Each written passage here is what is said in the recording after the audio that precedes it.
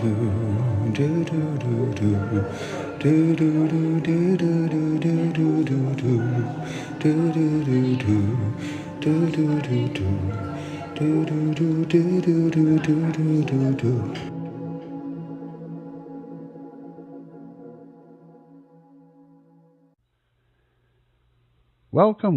to the Red Bean Podcast, New Orleans edition. This is your host, Mr. Toad. And I'm Dr. Frog. Today we're going to be talking about succession, I guess. Succession, yeah. I mean, there's succession, but there's secession too. Well, splitting away. So what we're talking about today is a story called Baton Rouge, and what's happening is a lot of the residents there have been, I guess, not being satisfied by their government. Yeah, they see themselves maybe as separate. They're certainly connected to each other, one another as residents.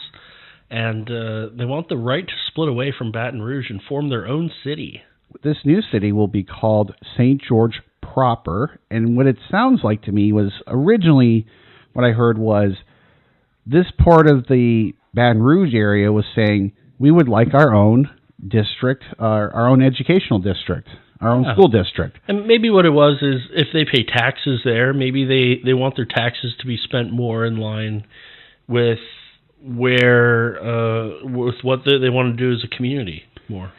To me, it sounds like maybe there were different values, because what I understand is Baton Rouge, unfortunately, doesn't have really good public education, and it sounds like this particular area of Baton Rouge was, I guess, wealthier, or more likely they had more capital. Yeah, they were saying, hey, if we're going to pay all these taxes, what are we buying? That's what I was saying to you before. I was like, taxation without representation. Well, maybe they wanted their tax dollars to be seen more in their own local schools or in their own local activities versus the larger Baton Rouge proper. You see this sometimes. There was a city in Mississippi that wanted to be seen as part of Louisiana because they would receive more money for schools if they were a part of Louisiana. And this school, they wear Saints shirts. They're big New Orleans fans. They're on the border near Pearl River. But I can't remember that they were making a bid to be a part of this state. And this seems like something similar. You have, instead, a group that's part of Baton Rouge, and they say, you know, me and my neighbors would like to have all of our money go towards the things that affect us in this eastern side of Baton Rouge, I believe. So the article in the New York Times basically goes like this.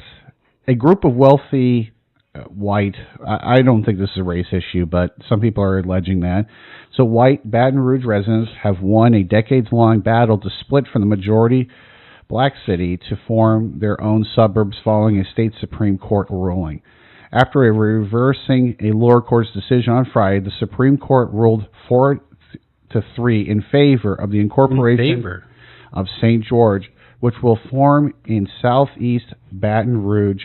This is an accumulation of citizens exercising their constitutional rights. We voted and we won.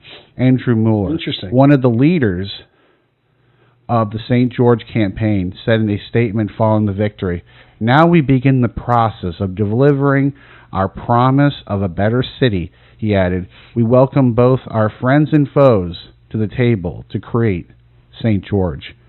What are your thoughts about that, Dr. Frog? It makes me wonder, wasn't St. George from the famous story St. George and the Dragon? Yeah, he fought the dragon. The dragon, didn't he? Yeah. Maybe this might be analogous. We have a very small section of East Baton Rouge, and they're taking on what is I don't think dragon is any sort of negative connotation, but it takes some cojones as a small group to say, you know what, we're going to put it to a vote. One of the things we're going to vote and see if we can do this. One of the big takeaways that I got from this whole entire escalation, saying that these group of residents wanted to have their own school district in their area, they said the larger government of Baton Rouge said no. Here's the thing this told me. When I heard that, I kept thinking back to when I read the book The Art of War by Sun Tzu. Yes. And one of the things he says is a form of tactic. He says, never start a fight that you think you can't win. Yeah, and he also, to quote several other things, the winner is the one that doesn't have to fight. That's right. And he had several. They did fight, actually, in the court system and won. Yeah. But what this tells me is that I think the residents basically gave a bluff or a threat, and they didn't, in the main city, the people in charge didn't take that threat very seriously, or they disregarded it, and they didn't realize the can of worms they opened up. I think what this tells us is a couple of things. One, we're going to have two different cities. We're going to see if regular Baton Rouge can really rise up. Maybe this is an opportunity for them to shine. But what this really shows us is this is what happens when government no longer serves the people. Government is designed to serve the people. We are not designed to serve the government. And I think that's the biggest problem we face today. There's a lot of people who want to serve the government, but the government should be serving its people. What are the needs of the people? Do we need jobs? Do we need opportunities? Do we need education? Maybe less regulation, more opportunities for education, better child care, maybe safer streets for people to work in, maybe better schools. In this case of St. George, they really wanted a better school district to represent their tax dollars. And hopefully this is a wake-up call to a lot of other cities who are neglecting their population. Yeah, interesting. And, I mean, I'm all for if there's a group identity that's strong enough within a community for that to be expressed. And if it's not being heard, it makes sense. And you see this all the time. I'm originally, well, you know, I'll pick a big... another metropolis where this happens. Yeah. Just, you know, Columbus, Ohio is a great example. Yeah. There's the city of Columbus, Metropolitan, about 800,000. It has about 2.5 million outside, if you count all the suburbs. But you have all these cities within the city of Columbus. You have the city of Dublin, the city of Hilliard, you have Albany, you have Bexley, you have Upper Arlington, you have Clintonville, you have dozens. You have Granville, I guess Granville is a little bit outside the city. You basically have these various cities that are surrounded sometimes and even encompassed by the city of Columbus. And Baton Rouge isn't as big. It doesn't have 2.4 million in Baton Rouge, right? I don't know how much the Baton Rouge has. They're bigger than Slidell. Slidell was about 30,000 people. New Orleans is about 600,000 probably. I don't know how big Baton Rouge is. It's probably smaller than New Orleans. But the same thing I think can apply. Why not have a few cities within the larger metro scope of Baton Rouge? If there is indeed enough of consensus around a group identity to... One thing I would say that I liked it just before we started recording, we got to listen to the mayor, Sharon Weston Broome. Yep, Broome. Who's the mayor of Baton Rouge. Sure, yeah. And one of the big things that it almost seemed like for her, she is now trying to sue the St. George organizers. She's trying to prevent these people from pulling away. But again, I have to stress, if you're gonna be a great master, if you're gonna be a great leader, I think you have to be a great servant first. Really? I really think you have to serve the needs of your people. If you service their needs, and this is kind of strange because I'm going to get into like Jack Ma, and this is very odd for me because this is a Alibaba. I'm not sure if everyone's familiar with this company. Sure. It's one of the largest companies in the world. They can buy any type of product you can imagine. I believe. Right? Yeah. Yeah. Alibaba is a big one. So Jack Ma, one of the things Jack Ma said is, if you take care of your workers will take care of your customers. Wow. It's profound.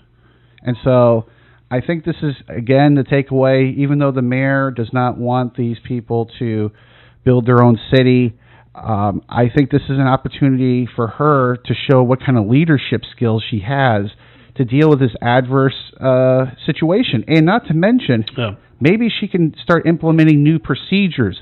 Maybe she can learn how to cut costs, maybe privatize certain things, maybe create a larger volunteer network. What this shows me is that specifics are great. Glittering generalities aren't going to work. Yeah. And she even said, I want to serve everyone in Baton Rouge. And then she later said, I want to serve as well everyone in St. George, thereby almost admitting that it's a different thing that we're talking about. Yep. She's already conceptually at least seeing it as a different... She already sees it as a different different area.